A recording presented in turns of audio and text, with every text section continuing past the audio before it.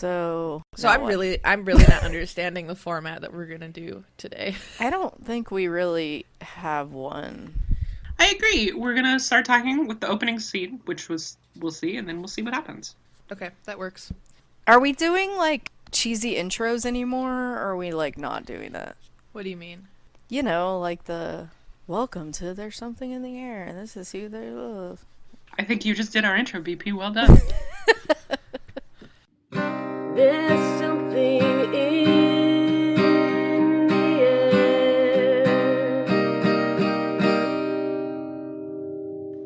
I'm Monica.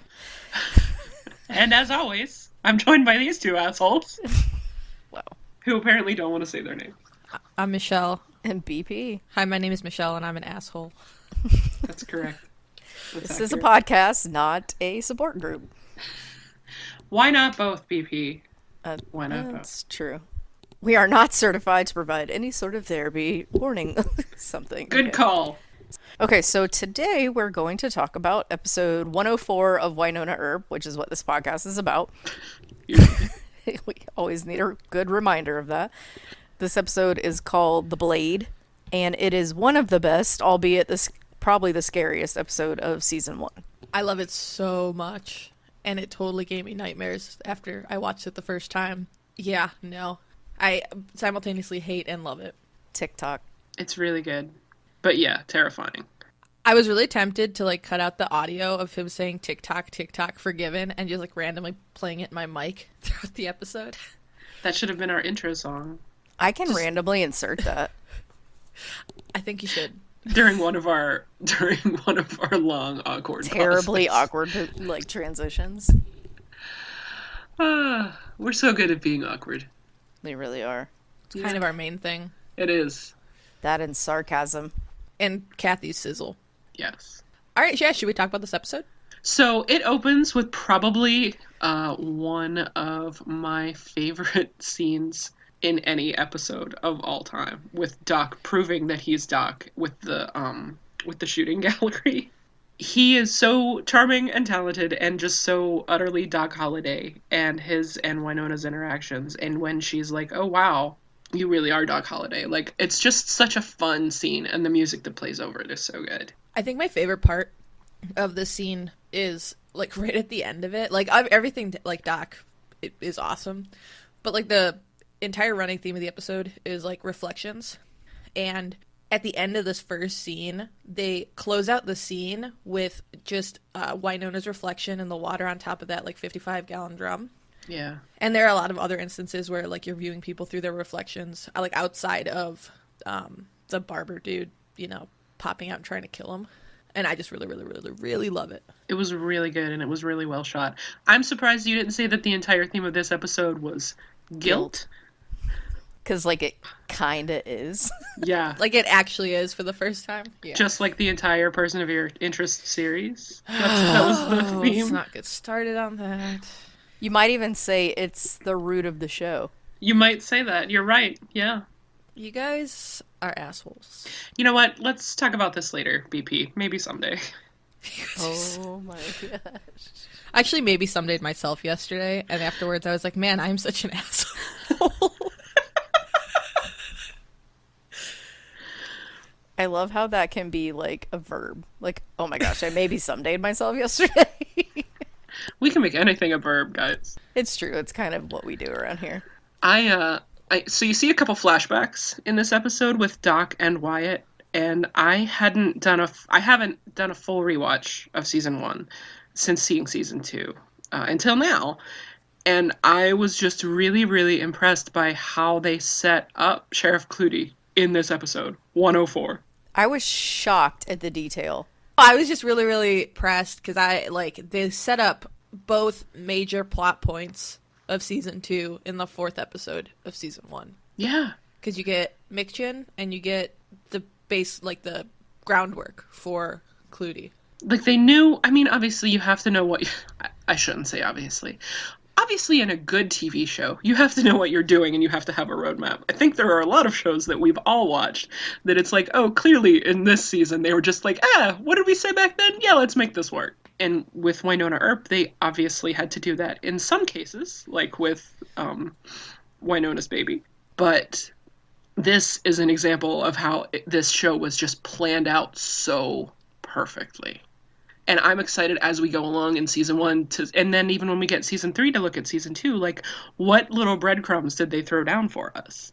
It would be interesting to know if there was this much of a plan all along, or if they just kept track of the mythology that they laid down and started to, pick up and build on their own world in that way. Like, I don't know that when you're doing, episode 4 of season 1, like, guess what? At the very end of season 2, the big bad is going to be Clutie.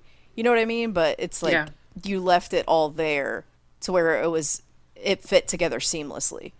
I think you had to know, though, at one point, okay, the person who cursed Wyatt is, we're going to say that it's him. And then it's like, well, we'll see what happens. Yeah, we'll see what happens. Like, it's a good point. Did they know it was just going to be a sheriff who cursed him? Or did they know that it was going to be, Constance's husband and that there were going to be these two widows? And it's just so cool. Exactly, so because smart. You expect the person who, cursed him like 130 years ago and then supposedly died is theoretically just out of the story. It's a flashback for a reason. But they completely bring it around in this huge circle that's really amazing. Someday, we will learn that there are no throwaway lines or throwaway details in this show. Every little thing probably means something.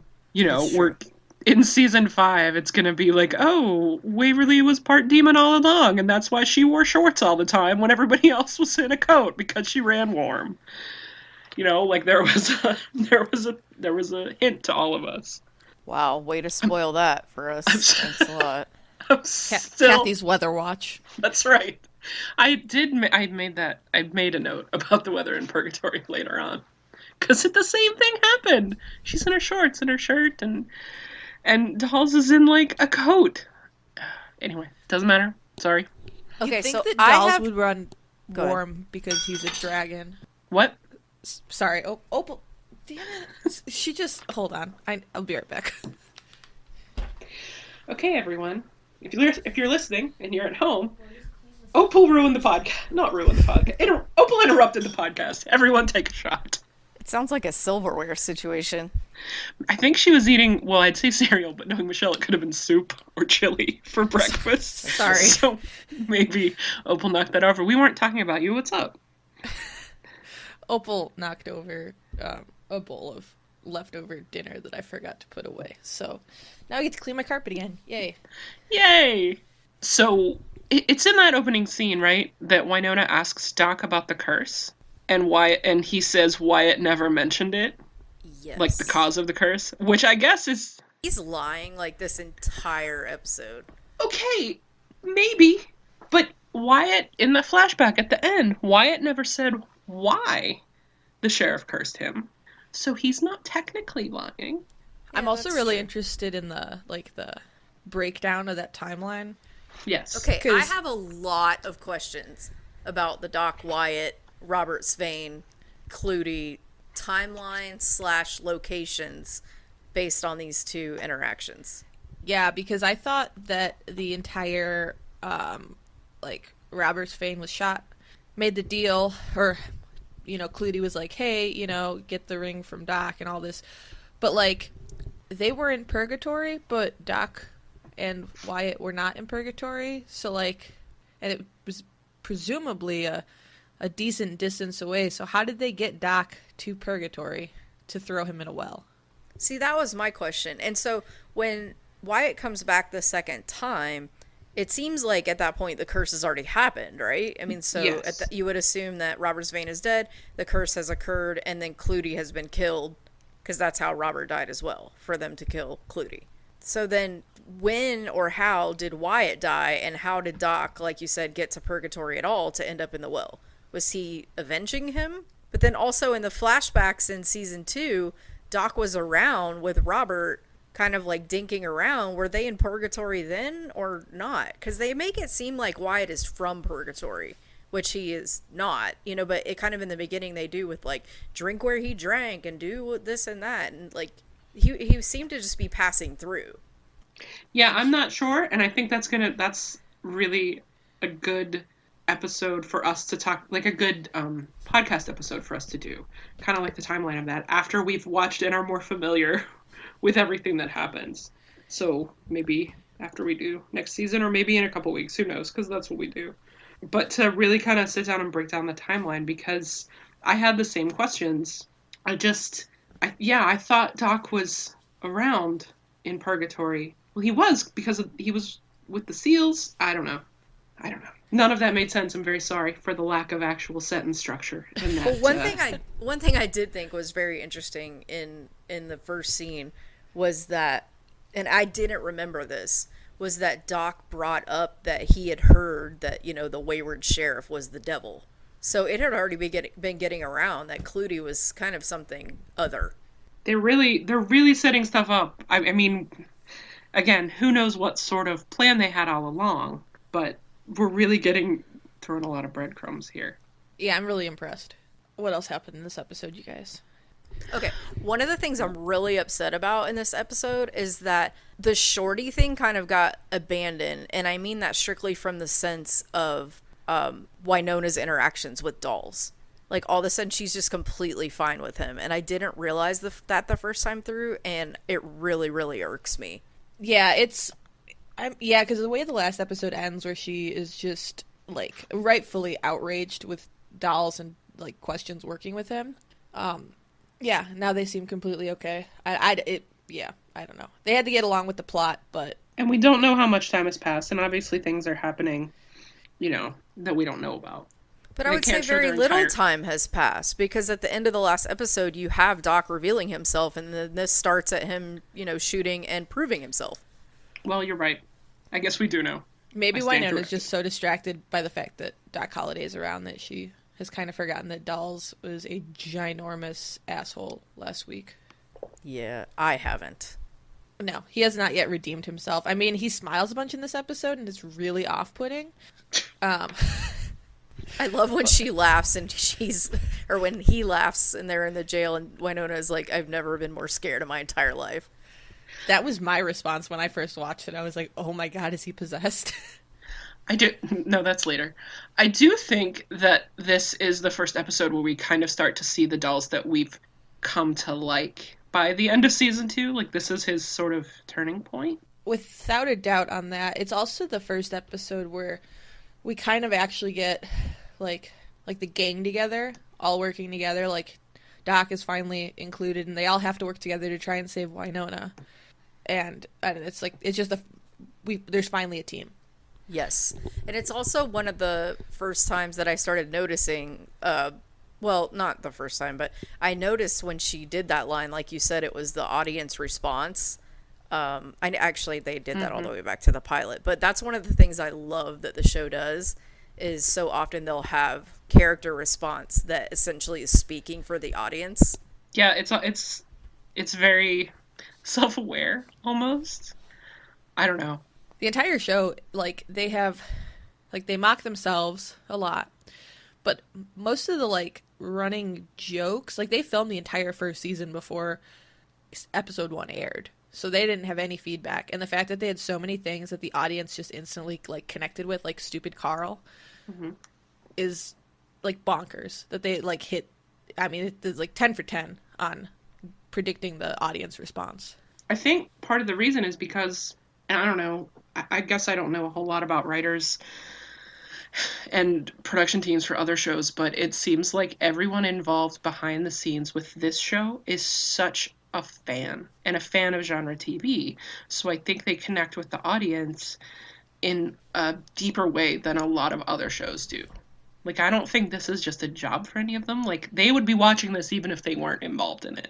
So maybe that's why the stuff that everybody says and does feels so familiar and right to us.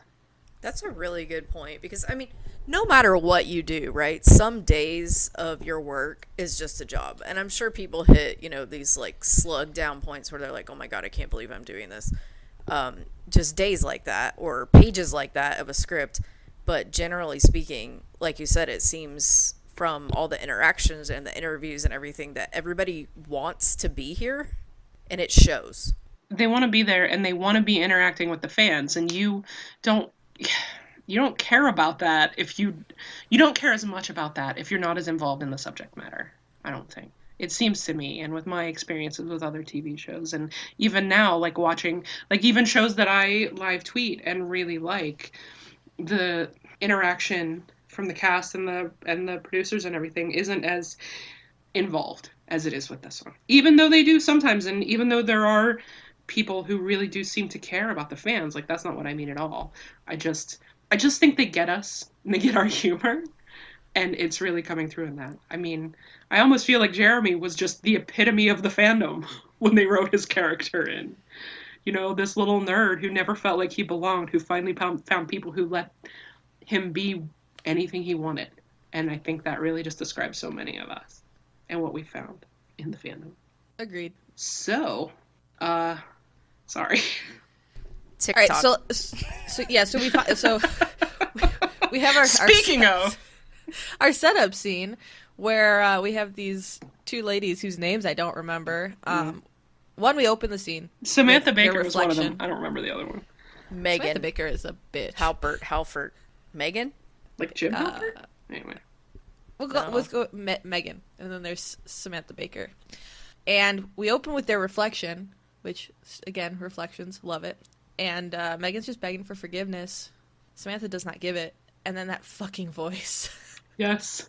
Oh. That fucking guy. Tick tock, forgiven? I think it's right up there with, well, I don't know if I'm ready to make that statement.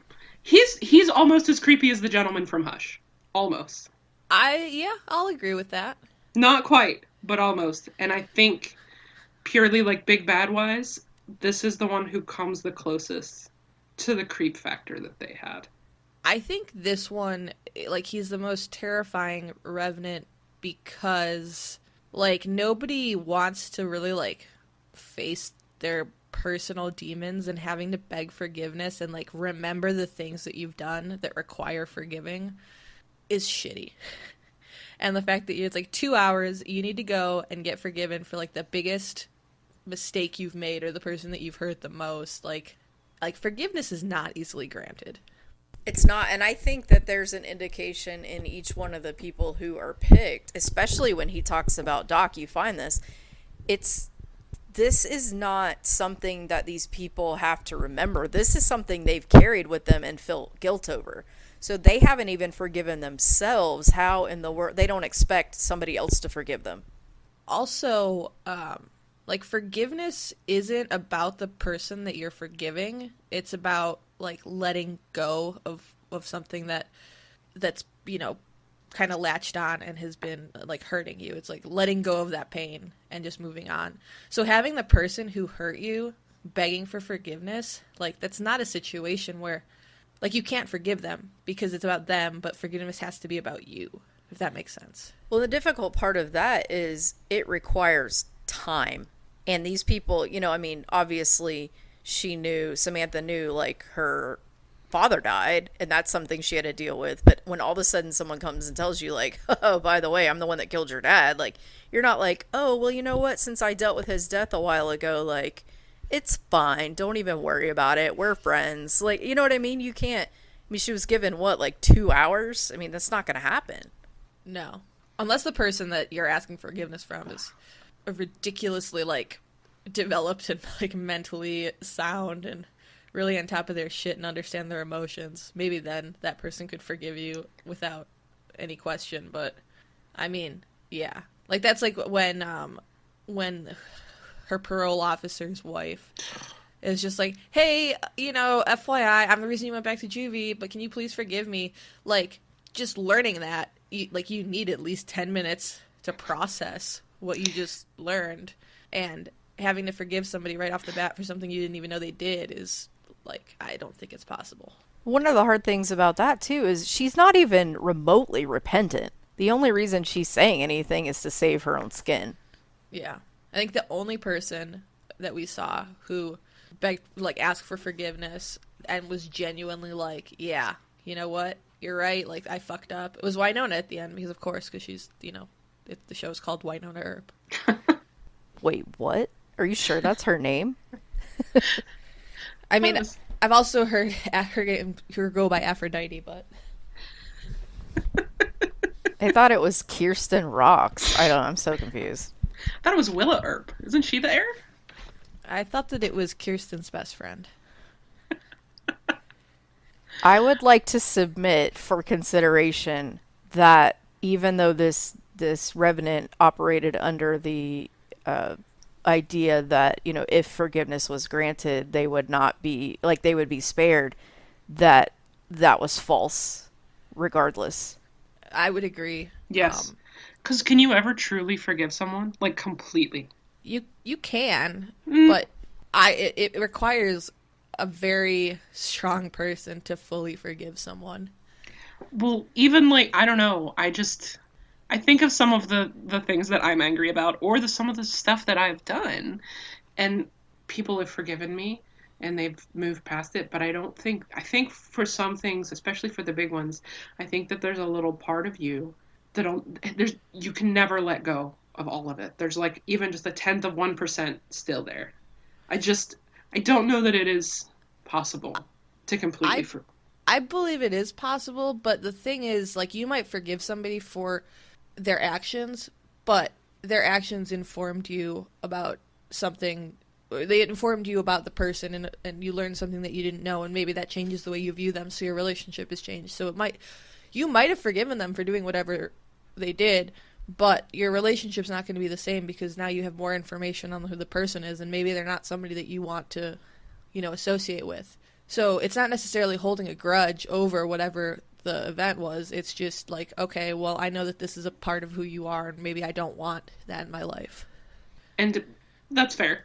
But depending on how the barber judges forgiveness, if that's the case, he may see that as not being forgiven. He was totally going to kill him no matter what. He was just an asshole. Well, and he set up this impossible test. Yeah, I think that was just his form of torture.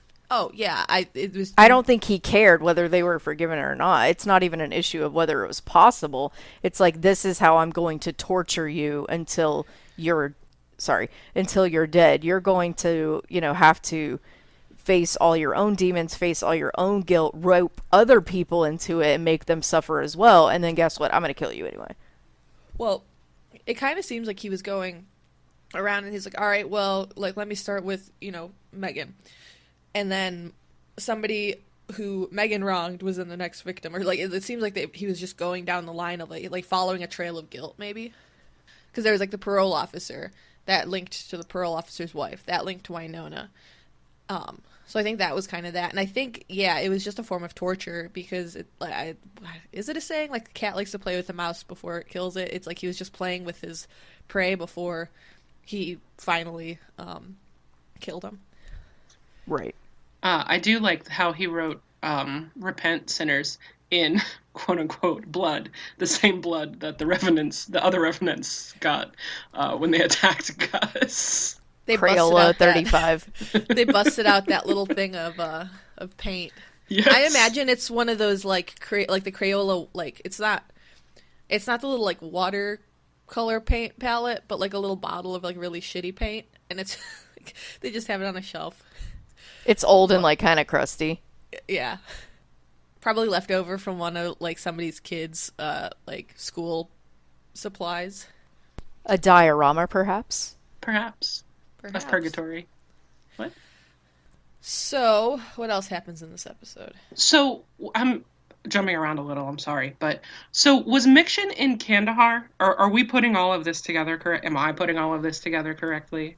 Yes. Yes, I believe that's what Dolls and Lucado confirmed that in season 2. So Mikshin, and that's when Lucado's husband died too, right? Yes. Yes. Okay. Dawes confirms all that in this episode, though. I mean, he mentions Kandahar like 3 times, yeah, and then he's talking about Mikshin. Just making sure. Yeah, they're kind of smacking us over the head with Kandahar. Season 3 will be set in Kandahar.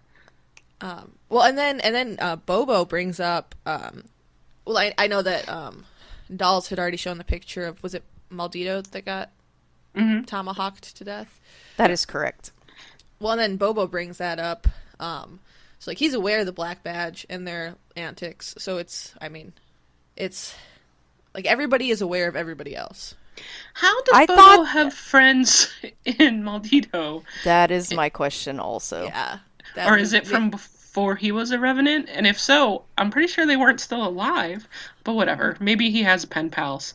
I was gonna say maybe they're pen pals. Well, Dearest Maldito friend, it is Robert's Vane, aka Bobo. because nobody can go. I mean, assuming, his friends are like revenants, right? They can't exit the Ghost River Triangle, but part of why they wanted to break down the barrier is because other things can't get in. Yeah. True. So how does he know people in Maldito? Pen pals. They're just friends on Twitter. We don't know how long ago it happened. It's people that, he live tweets Lady Gaga concerts with. So true. So another running.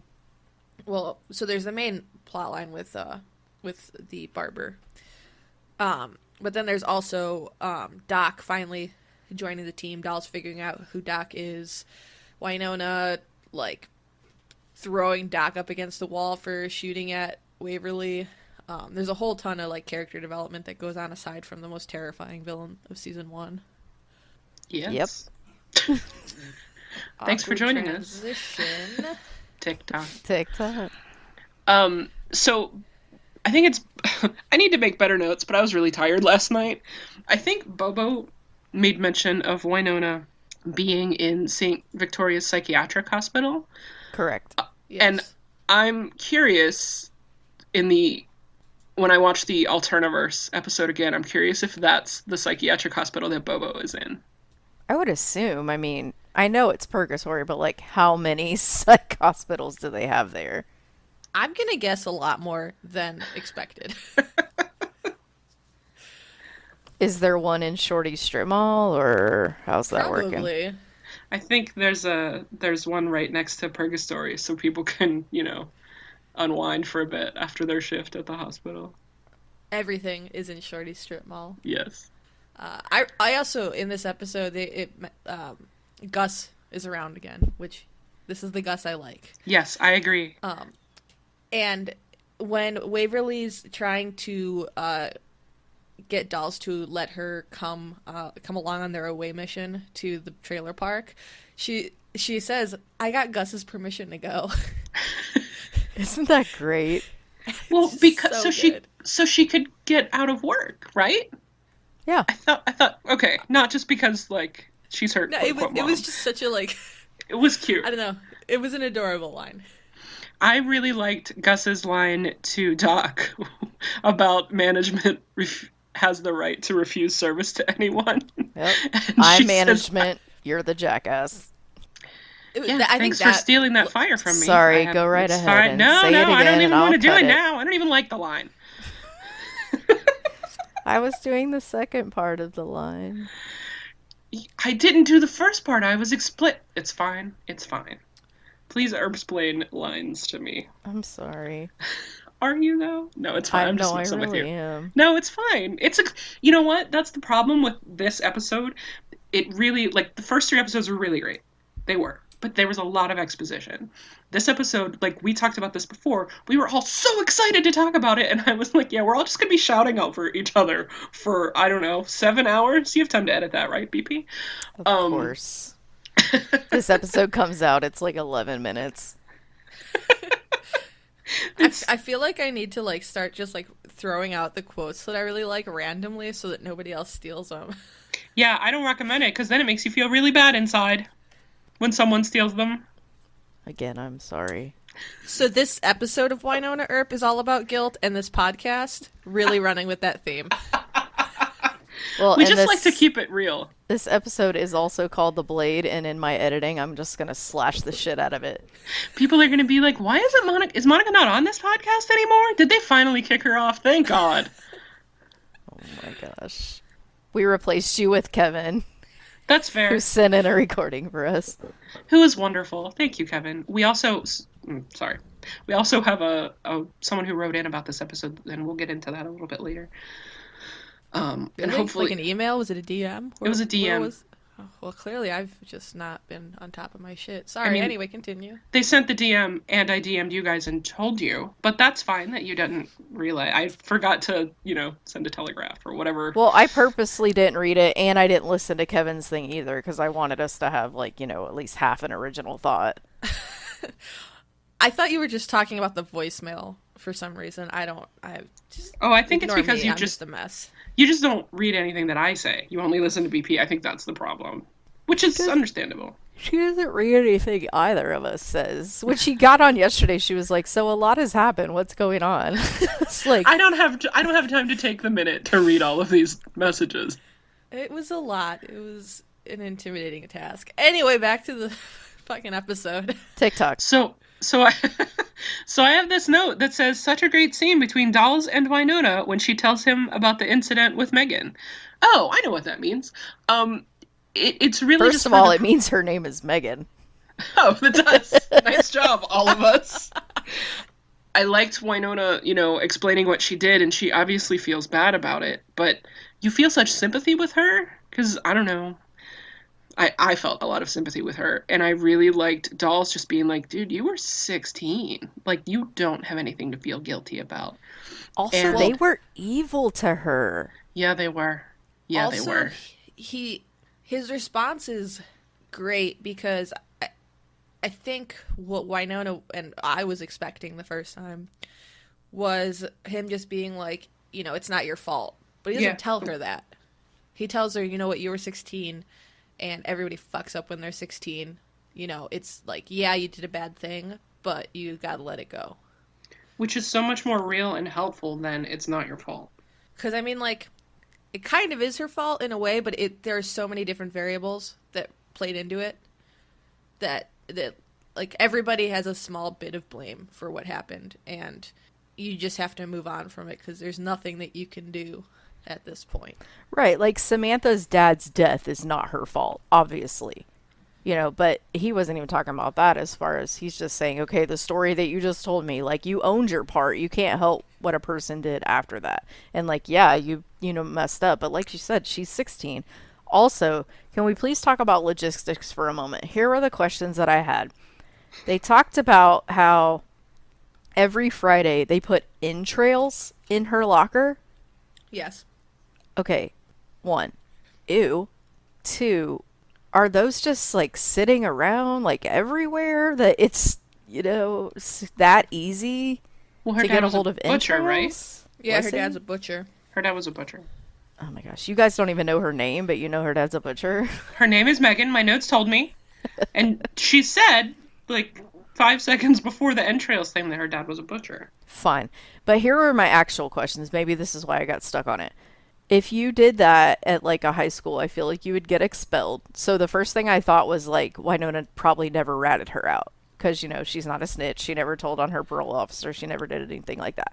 Also, Wynonna had such a bad reputation that even if there are entrails in her locker, people would be, whoever she accuses would probably be like, it's just crazy Wynonna making shit up. She probably put him in there herself for attention. Okay, so my second question, and this was way more important, is how many times did her textbooks need replacing? Do you honestly believe Wynonna, studied? Do you believe that she kept textbooks in her locker? I believe that's the only place they would have been. It's not like she took them to class or home. She says every Friday, so I wonder if it was Friday morning or if it was Friday after she left and they would sit there all weekend. Oh my god. Oh. You're welcome. TikTok, Megan, screw you. Yeah, you got what you deserved. I mean, not really. I'm sure she had good points, but they really were awful to this person who we love. Well, this comes also, I mean, it's another matter of perspective. I mean, I don't know, we don't know all that Wynonna did in high school. She probably, I mean, we know she, retaliated against Megan and it was shitty and it caused some shit to happen. But we don't know all that Wynonna was up to. So, I mean, in Wynonna's world, Megan and Samantha and all of them were the villains. But, we don't know what she did to antagonize them. And so, I mean, I imagine the entire relationship was, they antagonized each other and bad shit happened. So we're viewing it from Wynona's perspective, but I'm sure that viewing it from Samantha and Megan's, it would, I mean, not paint Wynonna in the best light. Well, Not justifying any of their actions. Yeah, but... I mean, I have an idea, though, one would think that she was being honest just about the fact that they were, like, to some degree, you know, mean girls who were picking on her. Like, this girl killed her dad, and now she, like, lives in, went to juvie, went to the psych hospital, you know, her clothes are not as great. She's in foster homes. Like, you know, I mean, that's enough for her to get bullied. I'm sure that she wasn't always graceful back to them, but I'm just gonna go ahead and say that Samantha Baker was like the root cause of all the issues because she is such a fucking bitch. Samantha Baker, winner of That Bitch. Like, congratulations, Samantha, your trophy is in the mail. Like when they go to talk to her about like what happened with Megan, because she was right there, because she was the last person to see her. And the entire time, she's just, like, throwing shade at Wynonna, like, her, just staring at her like she is less than dirt, and then also insulting her, like, just that bitch. No arguments here, dude. Yeah, I mean, besides, you know, Father Augie, like, I'll give you that one. Guy. Okay, got super confused for a minute and wondered why you were calling your dog that. Forgot that was his name. And I was like, did you dress it? Huh? Now I'm there. I'm totally there. My friend calls him Master Augustus. That's perfect. Or Augustine, I'm sorry. What's my dog's name? He calls him, he'll text and ask me, how is Master Augustine today? That's great. Yeah, it's fantastic. But yes, Augie is my dog. Augie is also the barber. That's why you named him that, right? Absolutely, but mine's like slightly cuter. Slightly. He is pretty cute. It's around here that Wynonna says that she hates buses. Yeah, that cracks me up. I had a good chuckle. I would like to say, if Kirsten had lived, maybe Wynonna wouldn't hate them so much. Like, maybe that would have been the turning point. Like, oh, I hated buses, but then I saved Kirsten, and now they're okay. Just another way that Kirsten would have changed lives here in Purgatory. I agree. Although, I really just think everyone hates buses. They're cramped and awful, and they smell weird. I despise buses, because in college, before I had a car, the only way to get back to Chicago for holidays and stuff was to take one of the fucking charter buses. And it was so bad. They're always dirty. They always run behind for some reason. It's just bad. I apologize in advance for how this is going to make me sound, but with the exception of school buses, I think I've only mostly taken buses as public transportation in other countries, so they weren't that bad. I don't know that I've ever... I mean, I guess I did in college, because I didn't have a car there either, but I only knew how to get to Oakland on the bus. I didn't know how to use the bus system here in Pittsburgh, but I hear it's really good. I just don't know how to use it. I took Chicago, like, the public transportation to get to school in, like, grade school, and then in high school, and then I went to college and had to take buses there, and then those damn charter buses. I hate buses so much. When I'm in Chicago, I refuse. Like, I will pay like $40 for parking downtown because I'm not taking a fucking bus. This is the way you're most like Wynonna, Michelle. You hate buses.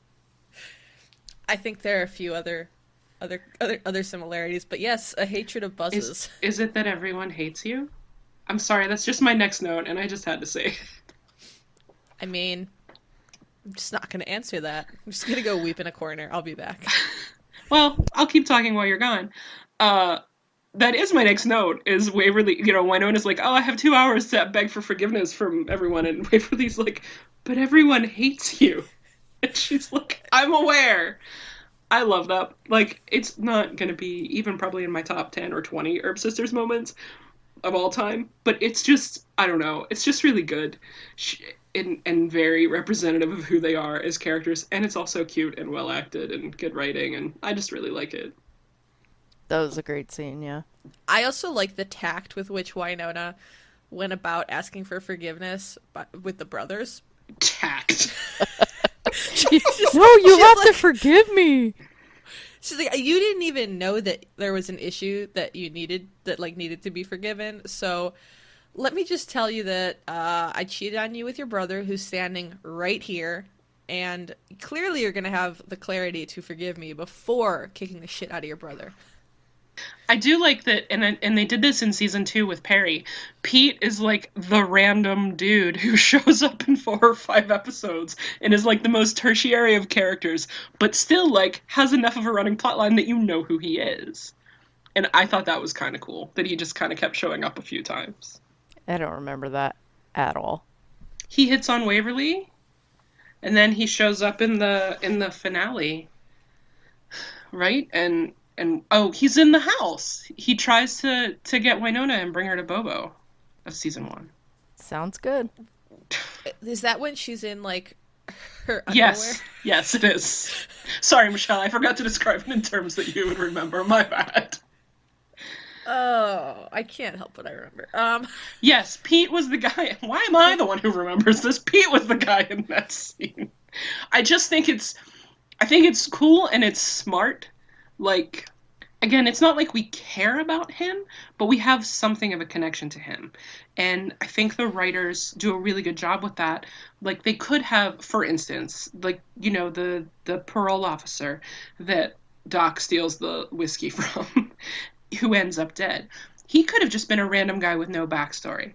And you're like, well, I guess he did a bad thing. That sucks. You find out who he was and how he treated Wynonna, and it's like, I don't know, I was kind of glad he was dead. And they have the writers do a really good job of making purgatory a real place. Yes. You have recurring tertiary characters that make it seem real. Because if you have like random extras constantly and like you don't have any like recurring people, it doesn't. It's just you have your like main cast and they could be literally anywhere because you know. Like you say, they're in purgatory, but a town that's small has a limited population. So they do a really good job by bringing those people back to make it just seem like a real place, even if I am blind to random dudes. Yeah, you have like a chorus of town folk that are constantly in the background. I also, when Wynonna sees the barber in the first time and she flashes back to when the 7 attacked the homestead, why wasn't he all like blue and waterlogged? He in looks that flashback completely normal. That is in my notes too. I'm like, wait a minute, because they were going after Ward, and Ward obviously died. There's been no heir since then, so he was not put down. No, he wasn't put down, so he spent that whole time in the water. But exactly. I guess we don't know. Like, wouldn't he would already be in the water? That's what she just said. But like, how did he get out of the water to attack the homestead? That's what we're asking. Oh, okay, so we're on the same page. I'm sorry, Opal came by Welcome and I got to the distracted. podcast. Thanks for joining us. I'm having. You a bit can of a slow expect morning. more and more of this as we continue to hit our stride. It's gonna be great. Me being clueless, unless you mentioned Kirsten. Kirsten put him in the water. There, that's how. Okay, okay, there we go. I'm on board. No, I do think that was an oversight.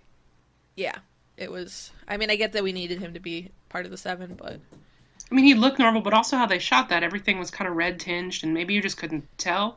I'm not trying to explain anyone, but it's possible. Or maybe it was just an oversight.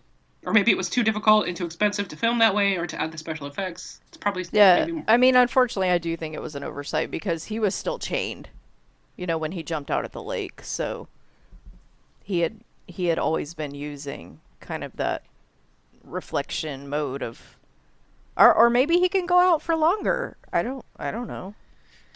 But it seemed like he always had to have a reflective surface, even when he was out, like, actually killing someone in a corporeal sense. I have some questions about how his powers work. Because he kills... like, he sticks his hand out of a mirror at one point and kills somebody. Right. But then he kills the parole officer's wife he kills her by slashing her reflection. So is it like one or the other, or is there like a consistent method that Oh, he I has thought to he use? was in the room. Oh, they Okay, just showed it. I They see what just you're showed saying it in now. the mirror, so I didn't know if he actually like appeared in like out of the reflection, or if it was just that he slashed her via reflection. I was under the impression, I totally see what you're saying, and it could be either way. I was under the impression that instead of it just being like his hand that went out, like he was completely out and slashed her for real, and that was just the way that Wynonna saw it. And then by the time she turned around, he was just like gone. But it definitely could be the other way. I think I'd have to rewatch and pay more attention to detail of all of that stuff to be able to have anything good to add to this conversation. But they're good questions. I think, I mean, it's a show about a demon killing goat. Why do we always have to remind ourselves of that? Well, because we get stuck on why they're running power from the homestead on a generator for 12 minutes. That's why. Why must you torture us? Why must you keep bringing that up? You know what? Because You're now right. I'm like sitting there like, how much money do you think they have wasted on gas or diesel or whatever to fucking power the homestead? Where are they TikTok. getting this money from? TikTok. Anyway. What is the guy? So Wynonna and Dolls go to the trailer park to try and find the guy who just loves Father saying Malik. whore a lot. Legless dude. Father Malik. My Yeah, sure. notes just say whore guy. Yeah, that's fine. Father Malik. So they go there to talk to him, and Bobo is such a smug ass. I love it so much. He throws so much shade at Dolls, and I love that. First of all, I'd always love it. But in this particular case, I love it because now that everyone else has just magically forgiven Dolls, and I haven't, I love that Boba's just being an ass to him. Yep. I don't like him calling Wynonna crazy. No. Because she's not crazy. But, yeah. Him throwing shade at Dolls is just perfect. I also thought it was very interesting that he was, even though they were looking for Father Malik, he must have been completely aware of what was going on, because when they were leaving, he said, I gave you permission, and he said TikTok. Yeah. Yeah. Like, he's just being a dick, which, oftentimes I wouldn't like, but quite honestly, I enjoyed it. He's such a great villain because he's not entirely bad. He has more layer. He has so many layers that are hidden by his giant coat.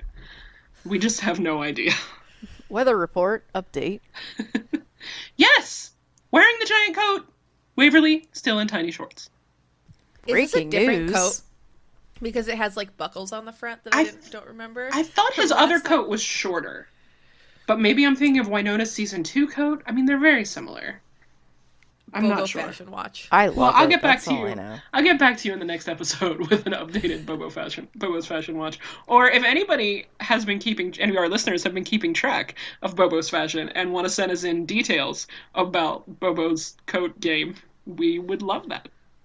That would be great. So Bobo tells them that they'll find Father Malik's tent by smell. Oh my god, he is disgusting. So gross. Disgusting. He's so disgusting, and just like thinking about looking at him gives me the chills. He's so bad. But I really, really, really enjoyed every one of his lines. Like, he is horrible, but the way that he shouts "whore" is so fucking funny. It really is. is. TikTok. Okay. I had this random thing, that I wanted to mention. Because I know we're just going all around only to things we care about. And Yep. when the parole officer is getting killed, I freaking love Doc's, like, Crocodile Dundee knife. Yes. And that is the only explanation for it. That knife looks so hilarious. But so in character for him. Oh, it's completely on brand. Just like him with that mirror, like standing there holding it, is just such a funny visual, and I don't quite know why. And do And this is just occurring to me now. I wonder what he's thinking. If it's, oh no, it's a revenant, or shit, what did technology do now that people are attacking from mirrors? Oh, you know he had to recognize the dude. I hope. Yeah, he was really weird throughout this whole episode with how tight-lipped he was on the information he was clearly directly involved with. I like at the end when he's telling Wynonna where to find him, and he's like there was some pond that like scoundrels were known to go to do this, and she's like, all right, well, scoundrel, where the fuck are we going?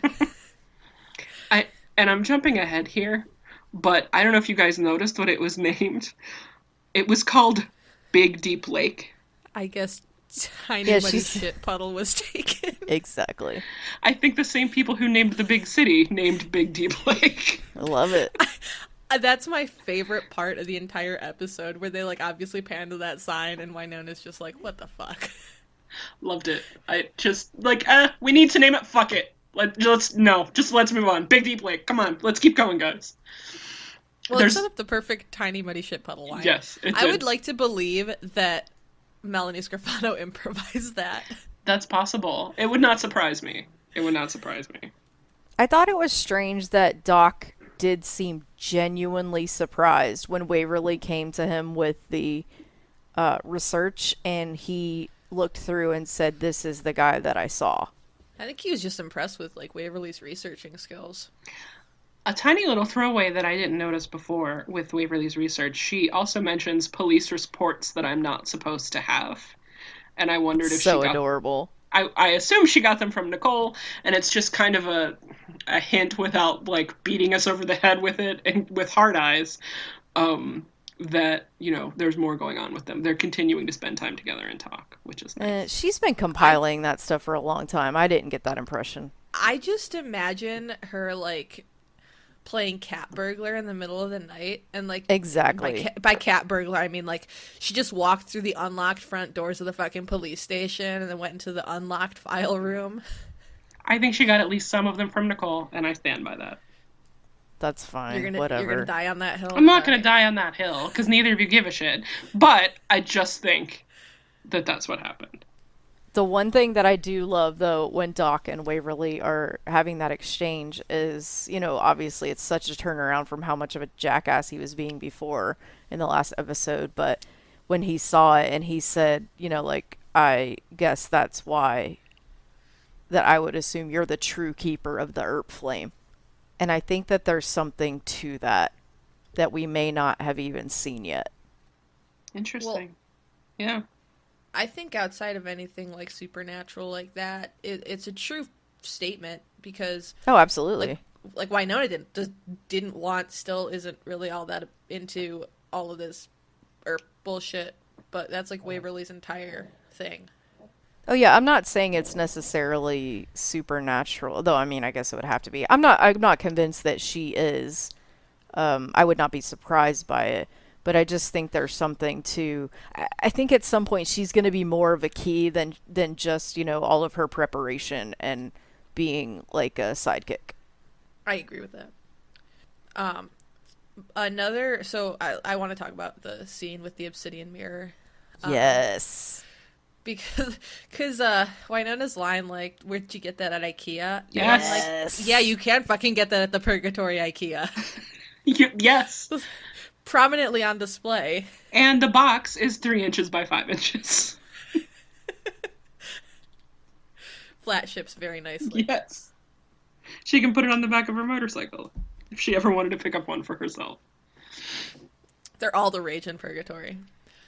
I love Dawes' line in that whole scene, though, when Waverly asks him, like, do you guys have the Ark of the Covenant?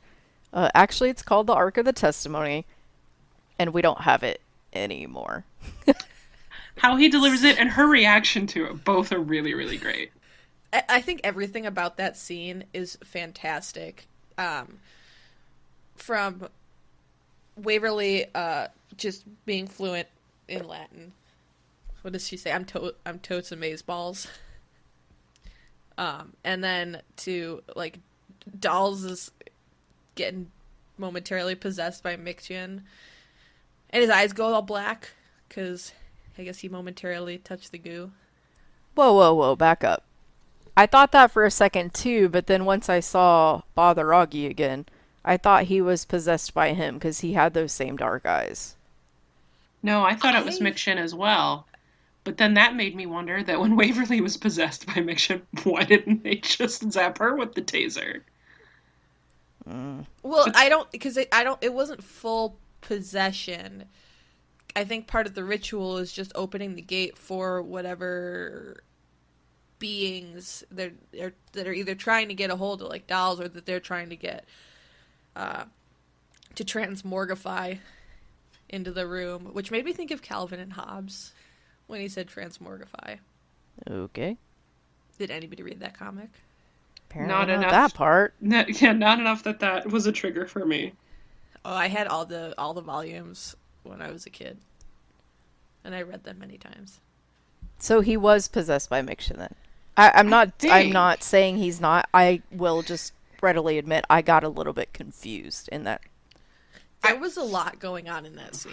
I was also, well, too, like when we first saw it, we had no idea. We had no idea what that was. It's like, it was like in Buffy in season 3 when they mentioned the first, and you're like, oh, that's just a random one-off character. And then, spoiler alert, you maybe see the first again. Like, we had no idea what a big deal it Sorry, was the going to first be. is like the dumbest thing ever, but continue. I was not a fan of the first. I think Jenny Calendar playing the first was better than the first would ever be.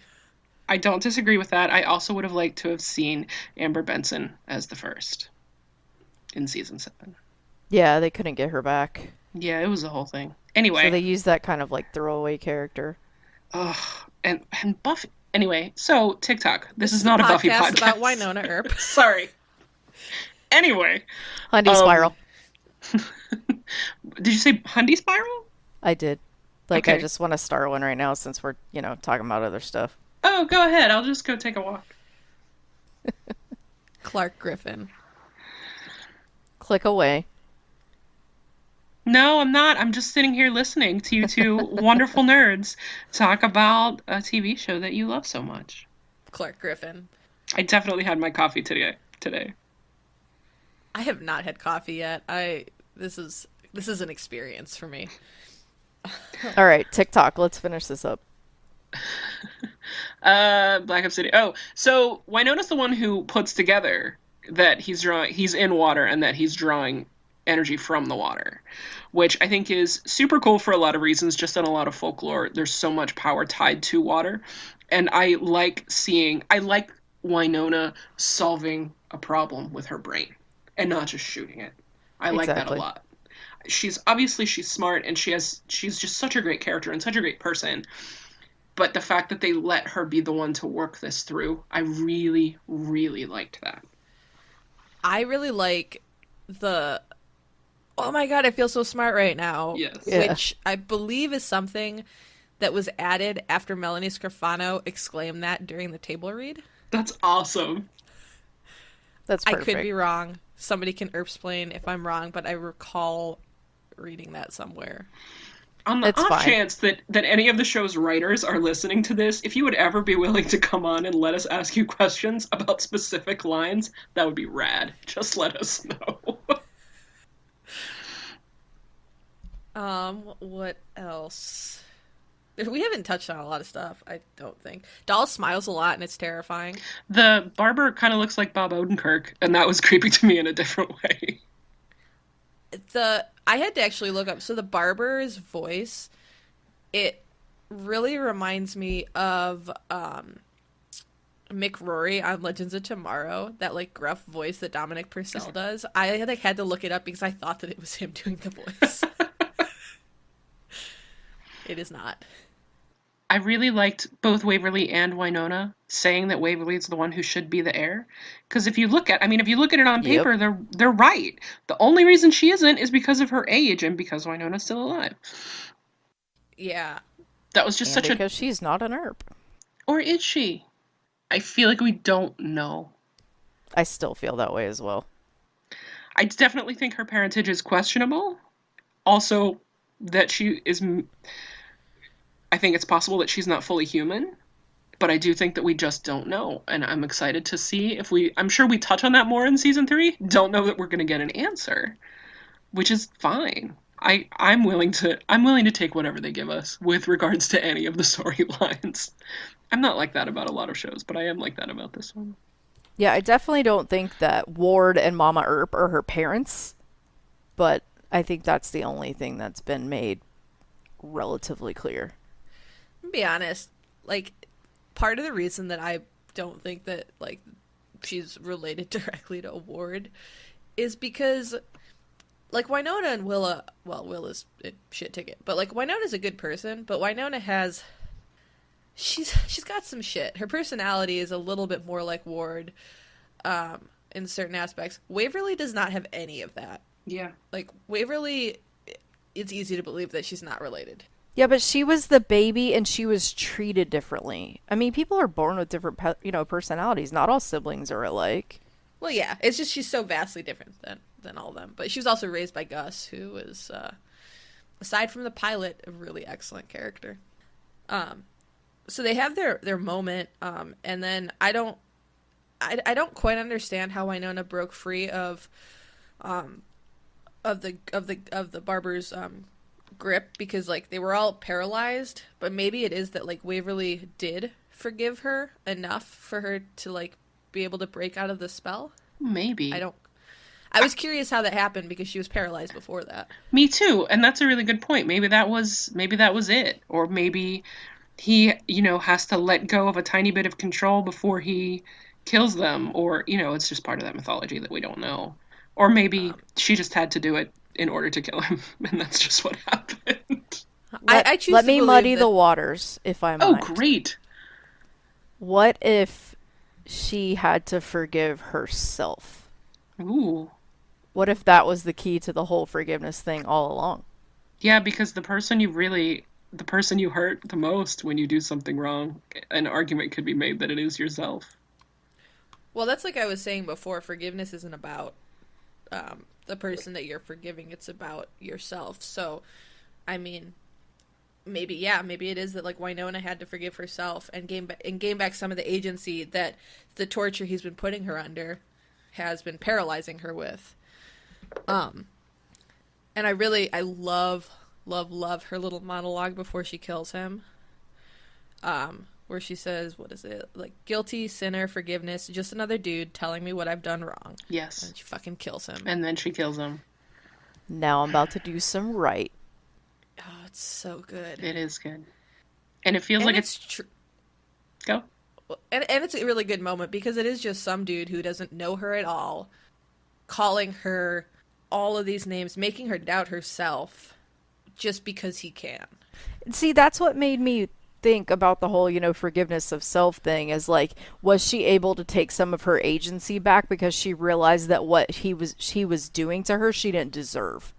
I think that I think yes. And I think this episode represents a turning point for her, and for Waverly.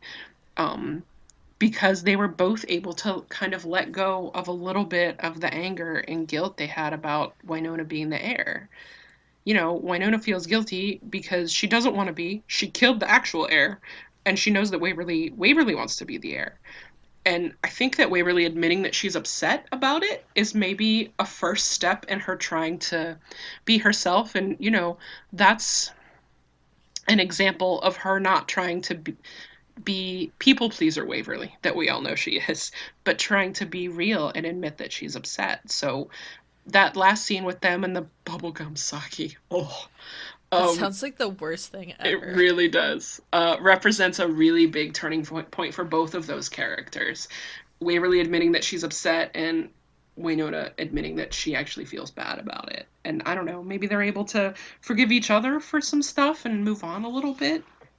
I was really impressed by the humility that Wynonna showed in that moment. Because I think everything about their exchange at the lake, like, wasn't about TikTok, dude.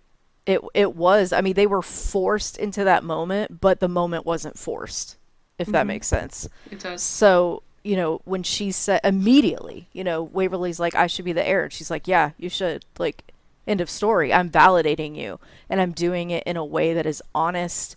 And I think the one cool thing about this is Wynonna knows that although she's kind of dealing with like whether she's good, bad, that whole situation right now, you can see this outside of that argument, because the issue here is, regardless of her status, like, and how she is as a person, she did nothing to earn this, and she knows that behavior wise she doesn't deserve this.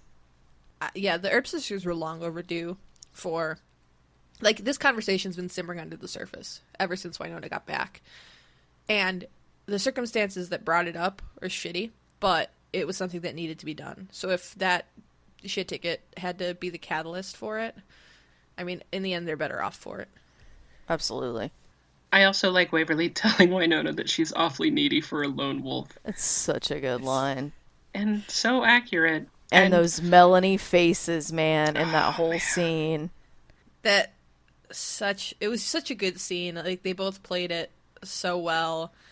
From their disgusted faces as they take sips of that bubblegum sake to just, like, the actual heart-to-heart conversation they have. Like, every part of that scene is amazing.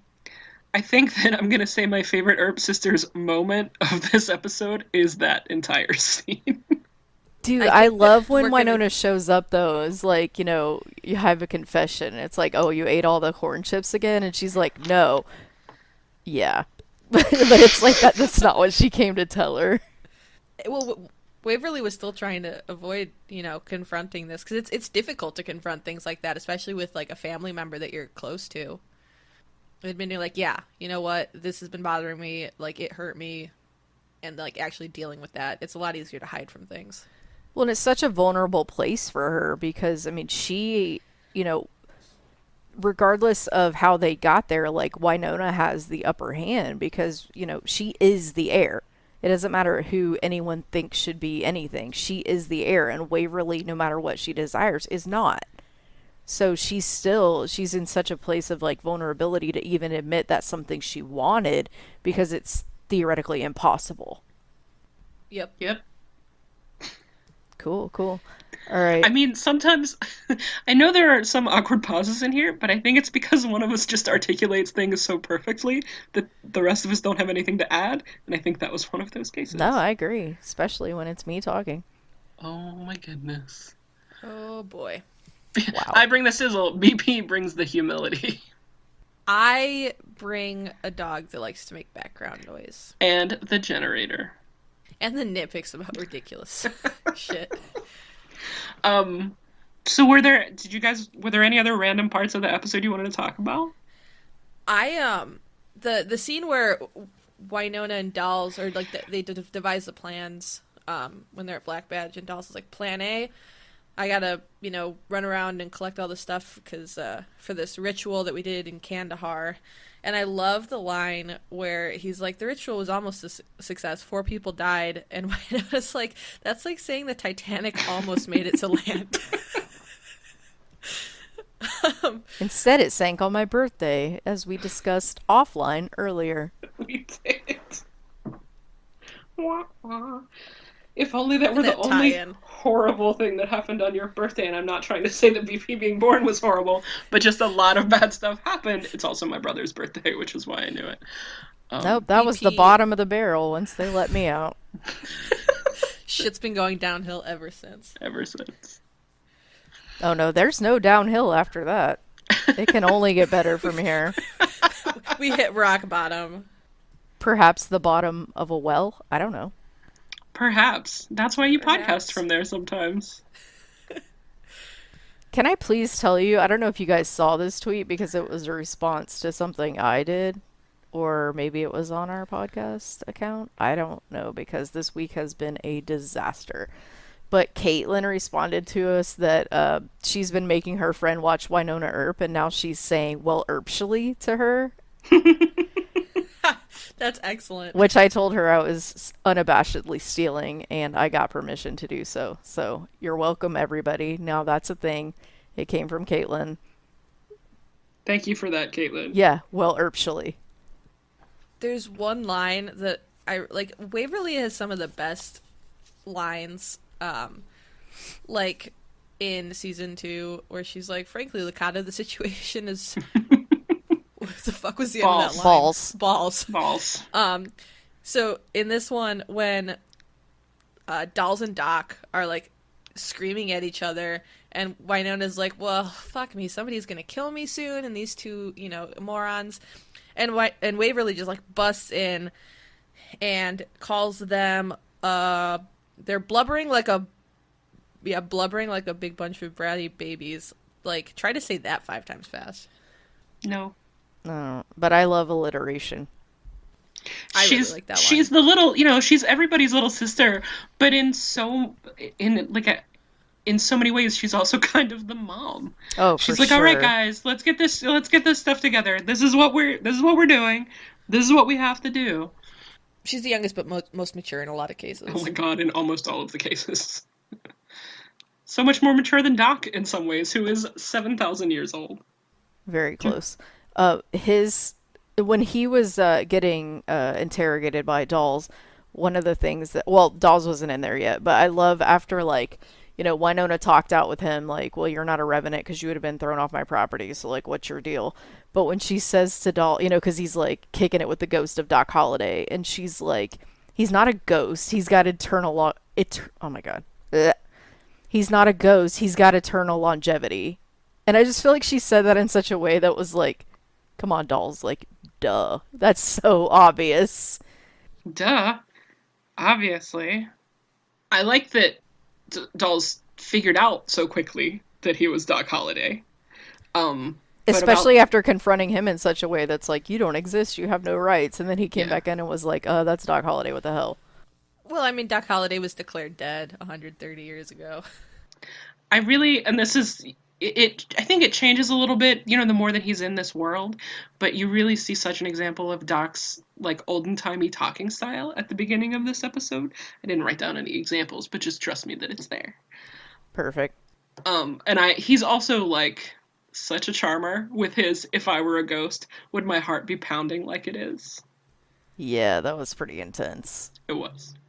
It's just further proof that Doc is everybody's type. Yes. He's got game. He does. The game's been sitting dormant at the bottom of the well for 130 years, so he really can't help it coming out. So this is an interesting thing that we learn in this episode. This is where I feel like it becomes... the situation here I thought was very, very interesting with Father Augie, because this is the one time that we for sure find out Wyatt didn't even kill this person. Mm-hmm. True. Wyatt's actions caused his death. And do we have any reason to believe, based on the story they were telling, because he was just going to be testifying, like, there's nothing to indicate this was a bad man at all. Correct. It's a really good point, yeah.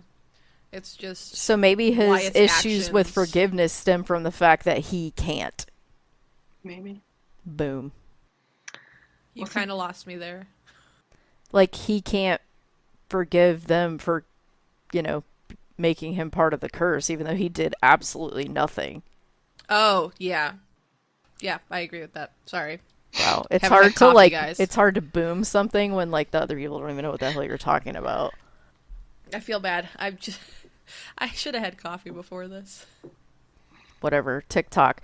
Do we want to do Earp Sisters moments? I already said mine. It's the entire last scene. That entire last scene, yeah. Yeah. Although I really, really like just the line, but everybody hates you. I agree. That's a close second. It's close, but that entire scene with them with the Saki is just so it's like their first, like, they're truly repairing their relationship at that time, in that moment. It's also kind of it's not the first one. I guess they did it on, like, the porch and stuff before, but I feel like it really starts that almost tradition of ending the episodes with the two of them, like, at the house, almost decompressing, even if it's a really, really difficult situation. But it just always comes back to them. Because the show does not ever really forget that the heart of the show is the Earp sisters. Right. I think that my favorite, though, was the moment where Waverly admits that she wanted to be the heir and Wynonna just concedes that entirely. Also good. Cool. Great. Anything else? All their stuff is awesome. No, I think we covered it. And we had some listener feedback on this episode as well. Cool. We have a Throw it voicemail out. from Kevin and a DM from N Reese, who is at NN_Reese on Twitter. Thoughts about 104? Number 1, Waverly's shorts, they are good. Yes. Agreed. Yep. Point accepted. 2, we get to see dolls become a little less dick, or a little less of a dick. I'm gonna just infer here, and become more human in this episode. He has that moment with Wynonna when she talks about the high school party, like he actually gives a shit. I think it's the first time we get to see that softening. 3, as a former firefighter, that CPR scene drove me crazy. It's so wrong. LOL. I was When wondering. I watched that scene, I was like, does Wynonna actually know CPR? I mean, whatever it takes, right? Number 4. Oh, and I wondered this too. When they were at the house of the probation officer's wife, why didn't Dolls run in when Wynonna made the first shot? Seemed like he really took his time doubling back. Wow. Excellent point. In that scene too, I also who has that many like fucking little like blanket things to cover the 4 billion mirrors they had in that house? She wears a lot of large decorative scarves, I think. I guess. And like, who has that many mirrors? I also love that they thought it would stop that guy. Yeah. Like, I get that it's like an obvious response, but I mean, the dude's coming through mirrors, so maybe like a freaking see-through, Yeah, if it was like a blanket or something that you couldn't see through at all, it maybe would have worked, but those were very thin pieces of cloth. Well, I mean, he grabbed it and like pulled it down, so I don't think just literally covering the mirror is a thing. And the 5th point here is vulnerable Wynonna in Waverly's room. We get to see them really start to crack in on the uncomfortable stuff. Seems like a beginning of healing. Also, Scrofano's doe eyes. She nailed that scene so hard. Don't think you're going to hear any arguments about any of those things from us. Those are all really good points. So thank you for that. So we also got a voicemail from Kevin. Hello, everyone. This is Kevin Batchelder. I wanted to give you some feedback. First off, just in general, I've really been enjoying the podcast, ladies. So thank you very much for doing them. Always a fun listen. Love to hear when Earpers go, down the rabbit hole on the episodes and the different things you're covering. So that's been a blast. I really enjoy, obviously, as all of you know, all the Buffy references you bring in, whether just spontaneously or something you've thought about that matches. I obviously love that very much. And also looking forward to a little more that has to do with, some Hundy stuff and some person of interest. Also a fan of those shows. So love that we're, working in all those universes. But one thing I wanted to be very specific on for this feedback for number 4, I thought for me, while there was certainly with many genre shows, you've got parallels to previous genre shows, but obviously with Buffy, you can look at a lot of general comparisons. But this Ep4 for me was really the one where the light bulb went off where, oh, this is really a lot like Buffy. I really, for several reasons, I really thought we had, as I called it, and we heard about it in the Buffy series, the Scooby Gang. This is when all of them were really very much working together. I mean, obviously very much down to that whole seance scene. We had them all together, but they were a lot more coming together here. And even that seance scene was like a lot of stuff we saw in Buffy when crazy things like that were tried. So that was definitely very much the parallel.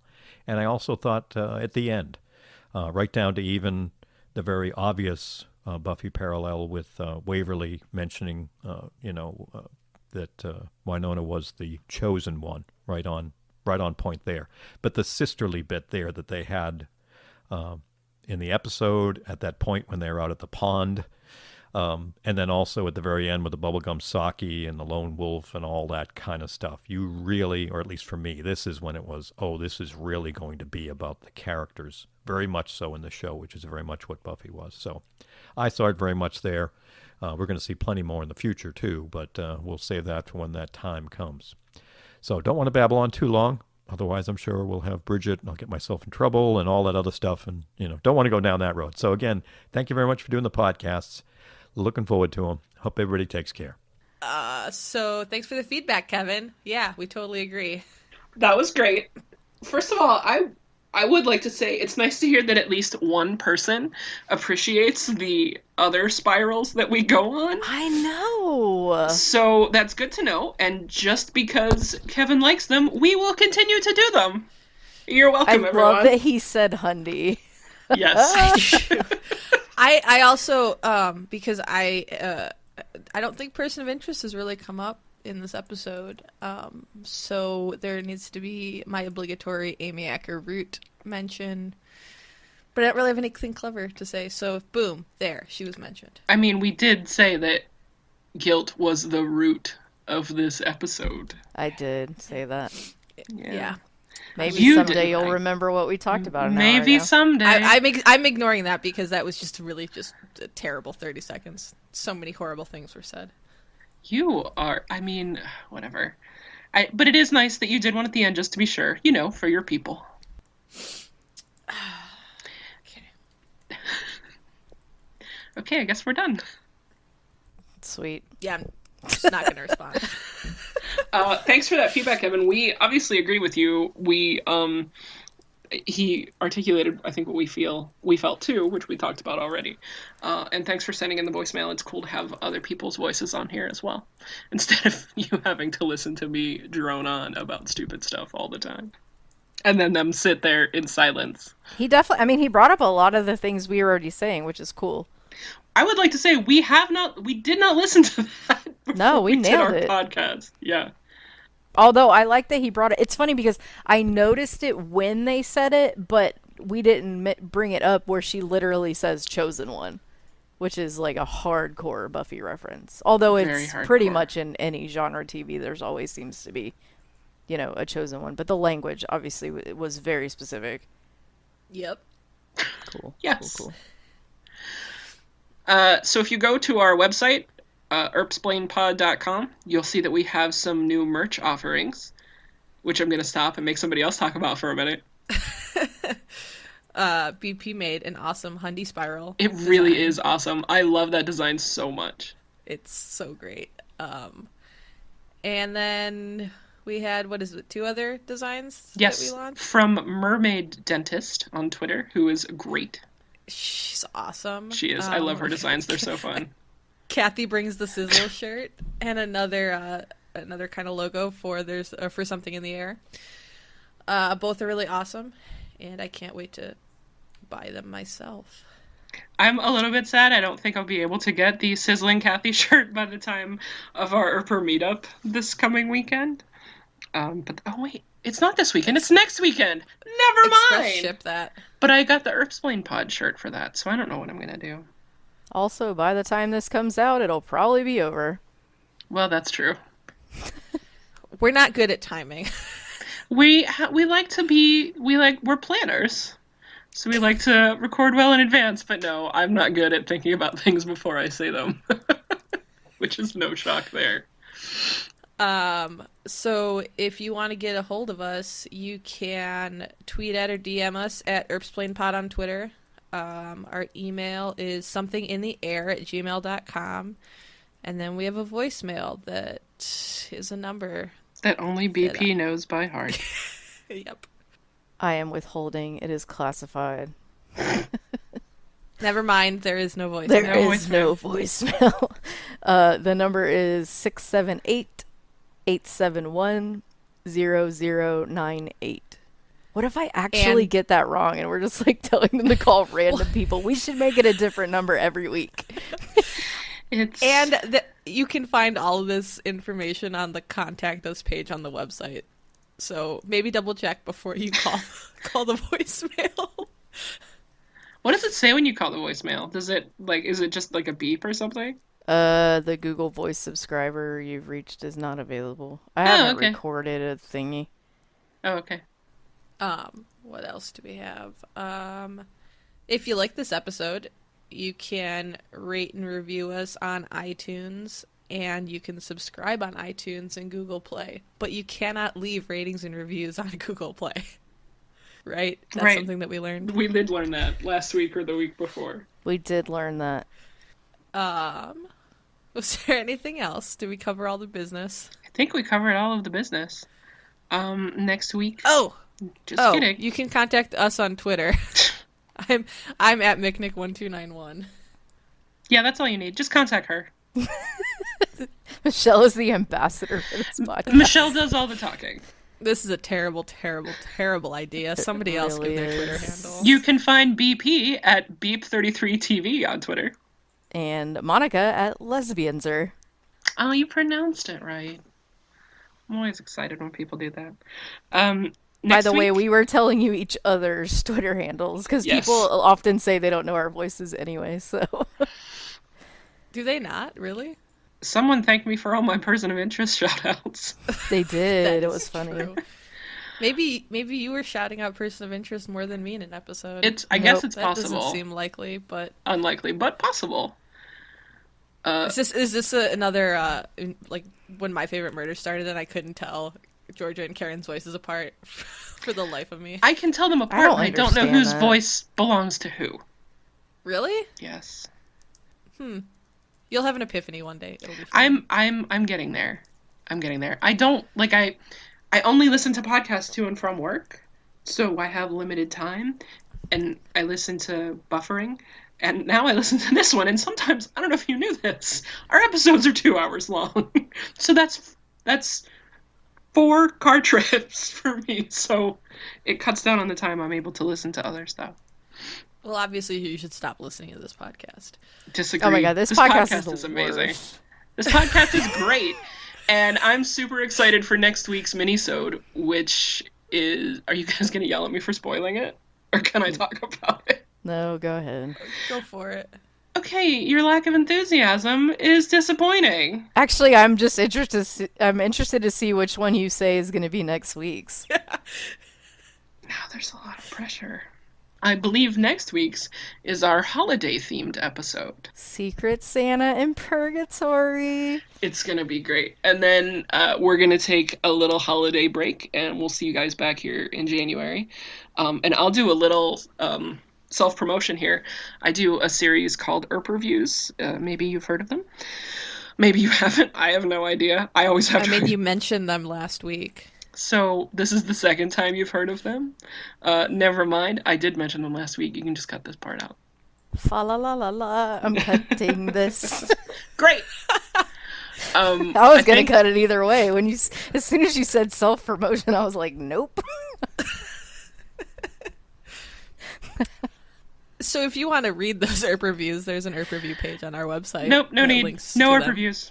Nope, they're not a thing. They're not a thing, and This fuck is- you both. Isn't that really what this podcast should be called? They're not a thing. Fuck you both. Happy holidays. Thanks for listening. It may be a shit show, but it's our shit show. Although sometimes, quite honestly, it feels like their shit show.